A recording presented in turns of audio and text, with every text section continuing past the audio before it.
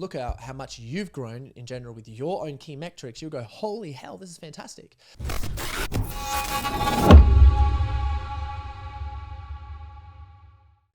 Welcome back to the Corey Boutwell podcast, guys, and thank you so much for tuning into this episode. We're going in 5 mindset hacks for a modern entrepreneur that you guys can use, to listen to for this entire podcast, because at the end, I'll be going through each of the hacks. So essentially, like, you want to grow as an entrepreneur, and it's like, we don't want to miss out on what people have been able to distill into information. What I'm going to teach you has been coached through 7,000 entrepreneurs. Dan Sullivan and Ben Hardy have been doing, which is blowing my mind, that they've condensed all of this information into a few mindset tools that we get to use every single day. And I'm super excited about this. I think it's absolutely insane that we get to use them. But essentially, like, if we don't use these tools and we don't have them, then we're just running around blind. It's sort of like, when we first had social media, we first had technology, we didn't know how to use it that well. And there's all these different hacks and, like marketing tools that people would use then that don't really work now. You know what I mean? And how fast we've grown. It's like, well, we've done that through repetition. It's the same thing with the entrepreneur mindset, right? There is thousands of tools that people have used, but they're not exposed to us because we don't readily have them available. But they're available in these books. So I've crushed these audio books so you guys don't have to go and listen to them, so you can get the main concepts of them and use them immediately. And I've just sent out an email printing all of these. So if you're on my email list, you'll get the email for all of these, like the summary for it, which is really cool. But essentially, if you don't use these tools, what happens is we get overwhelmed really easily. We feel like everyone else is getting ahead and we're not growing. Getting left behind. Please don't leave me behind. It leads to depression, anxiety, relationship destruction, and even worse, failed business. I know there's so much shame around people going, if my bank account hits zero, or if I fail a business, I'm going to feel so guilty and embarrassed and regretful, and I'm the worst person in the world. Holy shit, I might have to ask people for help. When, paradox moment, like asking people for help. Asking people for help is the key anyway. This leads, essentially what can happen is you can remain busy and not productive. We've all been there. Raise a hand if that's been you at one time in your life. Stuck in the trap of working nonstop, stressed out, and needing to hire a health coach just to calm down. I'm not acting myself here or anything. All right, guys. Wink, wink, nudge, nudge. Never reaching your full potential. Like, without the tools, you never reach your full potential. And there's people that are reaching it so much more quickly than us because they have the tools. And you can people please your way to burnout success, succeeding in a burnout. This is really cool. On a side note, I want to talk about this because I believe this is really powerful. Do you believe in burnout? Do you believe that that's true? Because I see a lot of people talk about, like, oh, you're not burnt out, or burnout's real, right? I do believe in burnout. Like, I think it's biologically, it happens. The whole nervous system gets cooked. You're down for like 2 months. See people do it. They run a marathon or an ultra marathon, try to train legs the next day and the leg day after. You try to do that physically, your nervous system can get cooked. Now, it's not just from training. That can happen from emotions, stress, everything else. Full nervous system cooked. You can see people. I had manifested a bulging disc in my L5S1, flawed for like 8 months, right? So I believe that all that happens, but I'm not sure if it comes from working too much. Joseph Campbell talked about this. So he talks about any theory of motivation and productivity is that if someone finds their bliss, their purpose, their passion, they'll burn everything to the ground just to see that live. They will work, 18 hours a day on 5 hours sleep because they're like, whoa, I'm so much energy. And when we think about where does energy come from, and we go to look at Michael Singer's way of understanding where energy comes from in his books, The Surrender Experiment, and a few of the other beautiful ones that he's written. It comes from, energy in your cells and your DNA. It doesn't necessarily come from food. It comes from some sort of passion. It's when your mitochondria go, let's turn something on. Let's turn DNA on. Energy then comes forward. You have that energy to crush something. And most of the time that can come from some motivation inside. So for example, if you see a close friend of yours like about to get run over by a car, you're like, you know what I mean? Go help them. It's like, where'd that energy come from? It's a really good point. But this is really cool, right? I think it comes from, definition of burnout, if I get this here, it comes from working too much as a distraction to take the next big action because you're convinced you can't handle more responsibility. Let me read that again.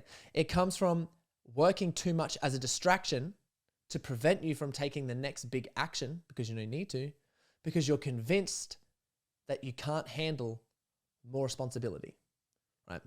Mindset thing. So put this into an analogy. What happens when you punch the accelerator on your car and you punch the brake at the same time? Your car does a burnout. Your car does a burnout.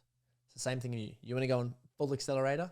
The second you put the brake on, whilst the accelerator is going at the same time, you're going to burn out. So if you're wanting to go full on and you know that that's happening, but there's risks that you need to take, there's more responsibility that you got to handle, there is action that needs to be had, and you go, all right, I'm going to distract myself with this.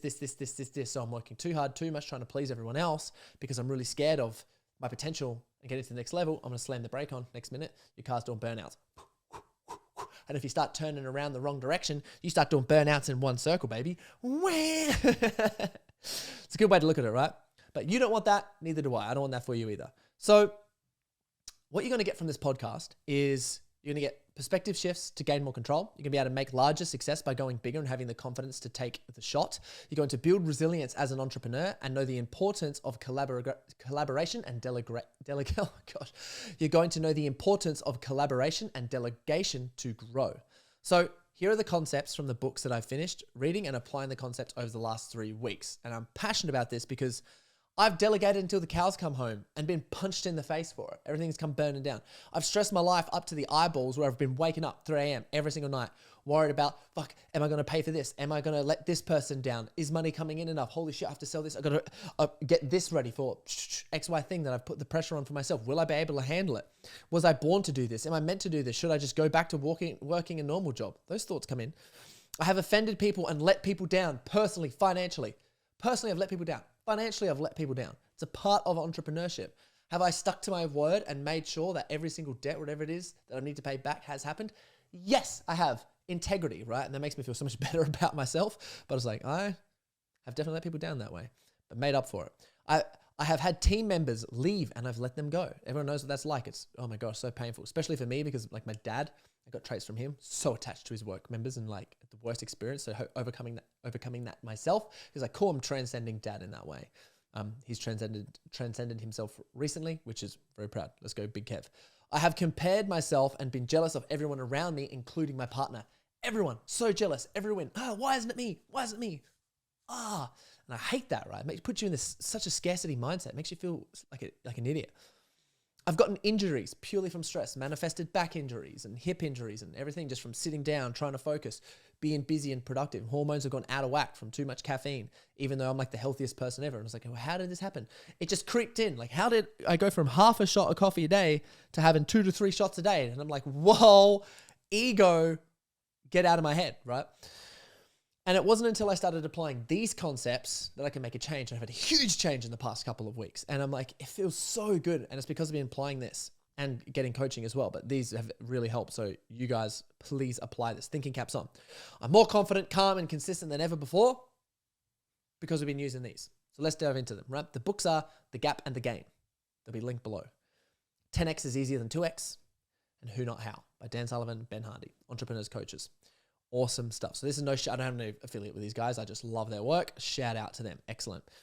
So essentially these books use positive psychology to rewire our brain. So we go from stressed out or failed relationships and failed businesses to consistently winning and growing and feeling good about it too. So here's the first hack. Pause. I want to mention that the whole reason that we get into entrepreneurship is to experience freedom, to go out on an adventure, to test ourselves through challenge, trials, and obstacles, to choose one thing and sacrifice other potential scenarios that we may have had. And along the way, it's to enjoy the journey. And I think the key is, I don't want to hear this because I see people like, oh, the whole importance of this thing is to enjoy the journey along the way, right? How do you do that? Like, how do you enjoy the journey along the way? Because I ask these questions, sometimes I'm so stressed out. I'm like, how am I supposed to enjoy this journey along the way? But it really is, the secret is the more you try and the attention that you put into enjoying it along the way, the more successful you will become. That is one of the biggest things that I've got out of reading these books and understanding that it's like, cool. If I pinpoint my life to 31 years old now, right? And I've got 100 years to go because I'm going to live to 130, guys. Let's fucking go. And I've been here for 31 years. If I pinpoint myself in the direction, like I'm so safe. This is part of the growing. This is the phase where it's like, okay, you're in a growth phase right now.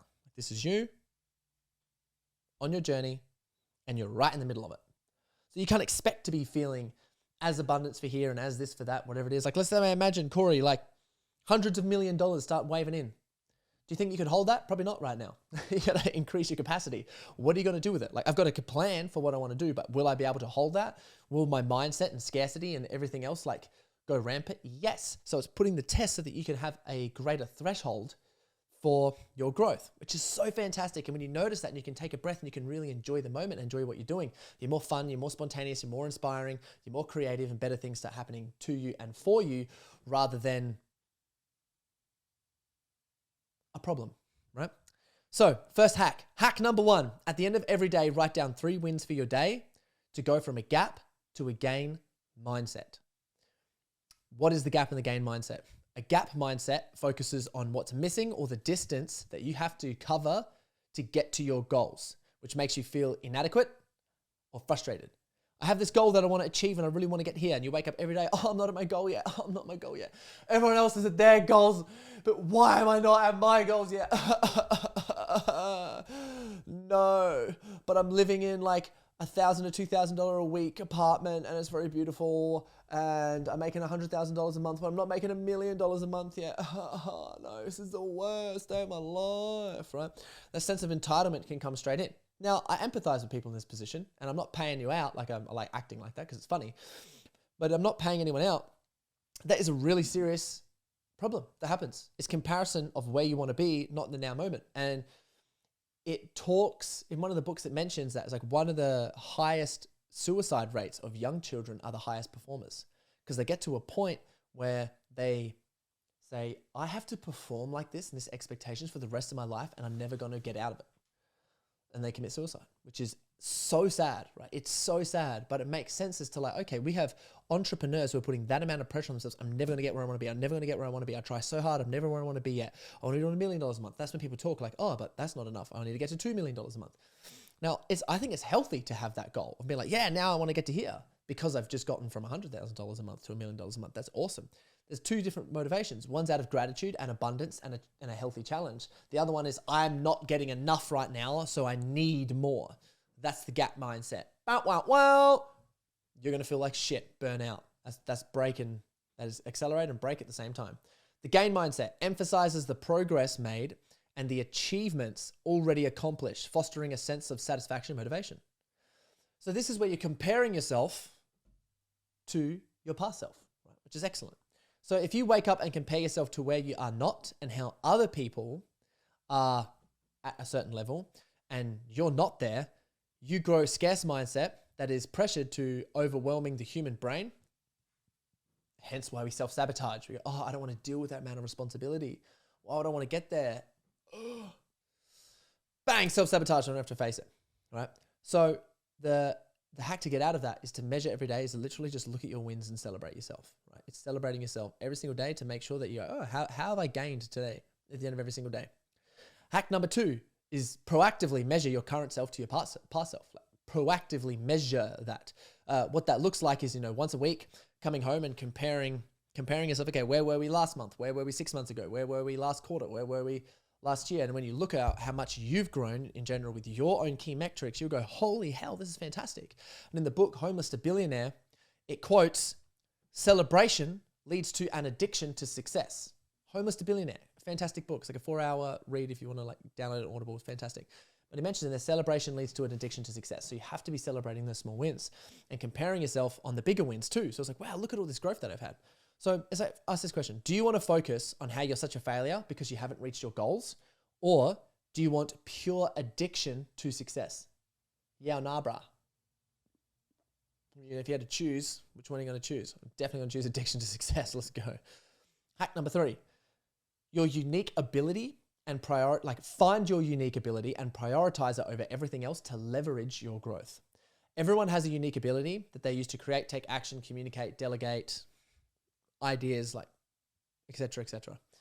There are moments when you have gone in your life, you've had 10x growth before. When I first started my podcast, when I very first started business. Like when I first started business, I went straight to like 15K in 2 weeks into a 30K month. And I was like, I've been doing business, like community program, not just coaching, like launching my community for a week, 2 weeks.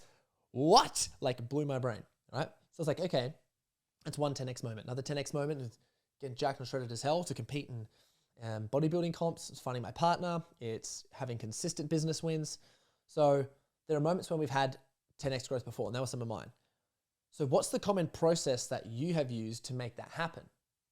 That's your unique ability. So when you figure out, like, okay, what was happening currently in your life at that moment? What did you do? So one for me was like moving locations. You know what I mean? So that's a part of, my unique ability is like when I move locations and I get in a nice environment and I get focused on the one thing without distractions, I can go 10x, right? So what is your unique, like what's the process and what are the steps that you have to use in order to go 10x again?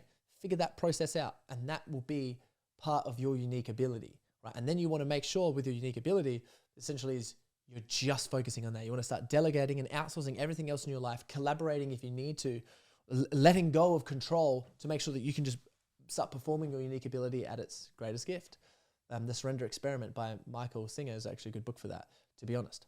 Hack number 4, whale hunting. So Norse tribes would spend weeks and months trying to lure in a whale, right? They would spend all of their time, the whole tribe would get around trying to hunt a whale because a whale would last an entire year for food to feed the village. Seals, a day. Fish, 1 meal. So they wouldn't focus as much on seals or fish if they had to. A couple of people would do that, but the whole tribe would be focused on a whale, and they were really difficult because they come up a certain time of the year. They was really hard to get because they just only had canoes. So how do we draw them in, get them, like drag them in? Because if they fall off of the boat, they sink down. We don't catch them right. We shoot them at the wrong angle. We gut them wrong. Then we've just spoiled a year's worth of food. So they have to like cut, preserve everything immediately. And they've got like, a few hours in the North, like frozen tribes, to like prepare all of the whale meat and preserve it in rooms and all the rest of it, and in different ways of, creating jerky or whatever it is, so they could feed the whole tribe for a year. And they would go after the one big one. This is the same methodology of going 10x. 10x is easier than 2x. It's like they're focusing on one thing, the whale. And if you do this in your own business, this is how you can go to 10x real quickly. It's like you start getting rid of all the waste, right, in your business. It's like, okay, how can I get rid of all the waste and the seals and the fish and instead just focus on the whale? And that's going to come from using my unique ability. And if I focus on this growth, they talk about it in the book 10x to 2x, is it's like remove the 80% and just focus on the 20%. Delegate, collaborate, whatever it is, to get rid of the 80% of time to just focus on the biggest leverage task so that you can go 10x. Sometimes it's involving another person. Sometimes it can be like creating. And recently I feel like I've just gone through this experience. So fantastic to know, understand, and look at. So cast out waste, focus on the leverage of the strengths of everyone, like yourself and everyone in your team. Because you want to be doing this not just for you with the 10x is 2x, anyone that's working with you, a subcontractor, a team member, is what is their unique ability? Get rid of the rest, right? Just have them focusing on their one task that they need to be doing. So you won't hit large growth goals if you're too busy focusing on the small goals, which I thought was fantastic. Right, this is something that I'm working on every single day to try and get clearer and clearer and clearer and clearer and clearer on, so we can use the most amount of leverage, myself and my team members. Hack number 5, who, not how. So this is the most mind-blowing hack that there is, because it's so simple and it's so genius, right? We live in a world where everything seems so complex, but the solution's actually quite simple. So instead of figuring out how to do everything, find the right people to help you achieve your goals. By leveraging others' expertise, entrepreneurs can scale their operations more effectively and handle larger projects or more clients without becoming overwhelmed. How good does that sound? However, to perform this, you as the entrepreneur must have strong boundaries, right? So if you want to find the right who's to do the right hows, because what happens if, let's say for example, I go, I need to be focusing on building a podcast, right? That's my goal. Cool, how am I going to do it? Okay, I got to find the website, I got to find this thing, I got to find that, I got to find blah, blah, blah. Imagine if I just hired someone else instead who just was perfect about podcasting, knew how to do the whole thing, and they crush it way better than I ever could. Then why would I spend hours and hours of my day when I should be coaching people and creating content than figuring out how to start up a podcast? That's essentially how small it is. But I'm like, okay, well, this is actually difficult to do when I start thinking about, a bit of a how moment for this. I can be your who teaching you how right now. It's like, okay, well, how are we going to do this? And one thing that I personally know, so it's not in the books, but this is what I personally know through reading the books and coaching entrepreneurs, is you got to have strong boundaries. What are strong boundaries? I'll give you some examples because you need to create them for yourself. But some are having a clear tasks, like written down, that you do not do. So your boundaries, I'm not going to do this. And when people say, hey, can you please do this task or whatever it is, you say, nope. That is not my task, not my role. I don't want to do that. I have massive resistance to that, not for a reason that I'm not going to get it done. That's just not my role, and it's not serving my unique ability. It's fire clients who aren't meeting your standards. This came out of the book. If you've got a big client that is dragging you down, I haven't had to do this, touch wood, but firing clients who don't meet your standards, especially if you have like a service agency and like you need rapport with people. And it's like, and if they're dragging all your time, energy, and effort down, fire them. Nope, let's go. Bye-bye. Strong boundaries. It's like I have high standards for myself and I have really high standards as a entrepreneur and what I want for my clients. And if that isn't going to be met, Auf Wiedersehen. So sorry. Which I'm like, that is so powerful. And as I was telling a story in the book, how one of the guys came in and they fired one of their clients.